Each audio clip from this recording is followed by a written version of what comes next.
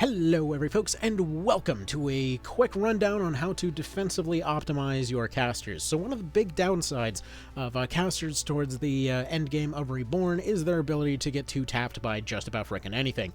Let's go ahead and see about covering some of those weaknesses. So over here we have the old standard shaman here. This is basically going to apply to every caster. They've got a very similar loadout, but in the case of this one right here, they're going to have slightly fewer options, so that's what we're working with today. First and foremost, bear in mind instills are not a terrible idea, so especially in the case of something like a shaman here. Having an instill seems like it's going to be fairly worthless, but it does also provide a defense against that particular element. Being a water element, equipping instill lightning will give her lightning attuned, which will resist incoming lightning damage, essentially covering her weakness there.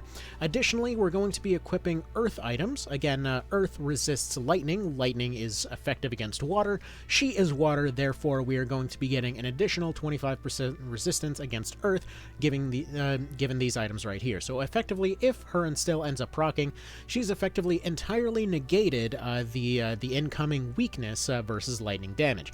In fact, she's probably going to be targeted by something entirely different because she's essentially resisting 35 just off the armor alone here, or 25 off this, an additional, I believe it's like 15 or something percent resistance off of instill, so she's effectively getting about 40% resistance as opposed to a 30% weakness.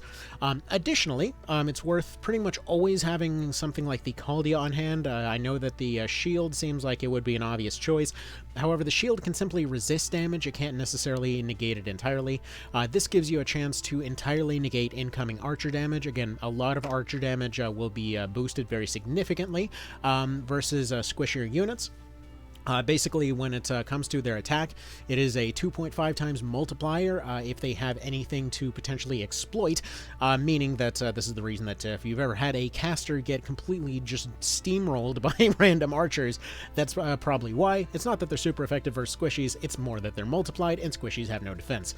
Yes, different ways of saying the same thing, but sometimes details matter. Anyway, so first and foremost, yes, having access to a parry on there, even at a rank 1, is going to be a pretty big deal. Now, personally, I prefer having a Band of Fortune on there to hopefully increase the odds of making that parry happen, but this is honestly going to be better replaced by something like a Flight or a Warp Ring if you're going through Palace of the Dead. Generally speaking, I've more or less found that it's going to be just fine not potentially having this in some cases. Another thing to potentially consider is having a Staff of Purification rather than the element itself.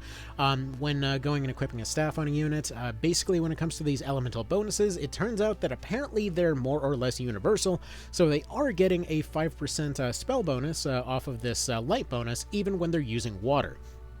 This is the reason that we're actually not seeing any bonuses when it comes to something like switching to a water staff. Basically, the staffs are primarily for flavor. Yes, technically speaking, you're going to be getting a better... you're going to be starting off with 100 MP using one of the other staves, but having access to an exorcism is a potentially very handy move. Additionally, you may potentially, seeing as they're more than likely going to be out of range at the start anyway, you may want to consider going for something like a Fruit of the Adept in the item slots here. It's going to be a cheap and replaceable item that apparently I completely forgot the location of, but this will give them 10% of their MP, and if they're meditate rolled, well, they're automatically going to have functionally infinite MP at that point anyway, or at least enough to do something basic. Another thing worth considering for a lot of your casters in the end game, just in terms of not going too aggressive with it, this doesn't apply to shamans, and this is actually one of the reasons I'm not a huge fan of shamans, but for a lot of your endgame casters, it is really worth keeping in mind the overall cheapness of a lot of your debuffs. So if you ever run into MP issues, you really may want to consider keeping something like a Poison Cloud or a Paralytic Wave on hand, simply because 9 times out of 10, you're always going to have 20 MP on hand. It may not be enough to do some of your bigger hits, but having some of those cheaper available spells are going to be a pretty major deal in a lot of cases. Anyway, that'll be that. Y'all have a good one. Take care.